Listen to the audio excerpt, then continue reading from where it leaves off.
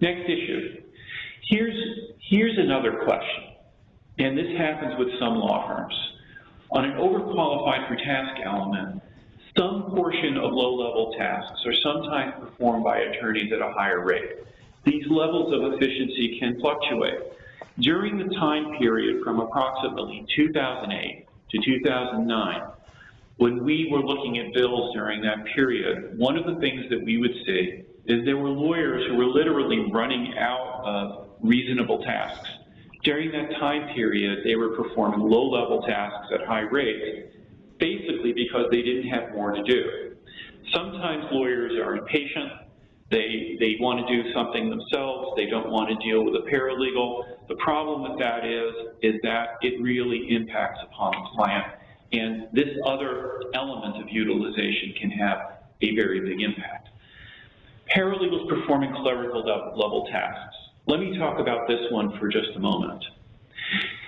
Many people who are out there charging time right now are ignorant of a very basic idea. The American Bar Association has set out rules for paralegal certification, and in doing so, they've really studied the subject of paralegals. Paralegals are not and should not, according to the ABA, be a substitute for purely clerical or secretarial work. They should be charging for some sort of professional skill and actually should be saving the client money.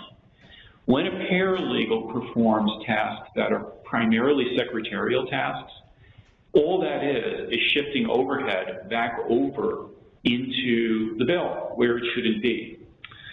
When we do diagnostic analysis for some companies, this is one of the things that we find that can really make a big difference going down the road. Fortunately, with reasonable physical monitoring, this type of thing can be picked up. Unfortunately, just using e-billing systems generally does not pick up this element. Here are a few examples of this sort of thing. An associate charging $350 an hour, charging for data input on a document database. We see this many more times than you would want to believe. So one of the pieces of advice for you out there who are in-house is this. You might want to be very careful about in-house people performing document discovery elements or e-discovery, because this is the sort of thing you can start to see.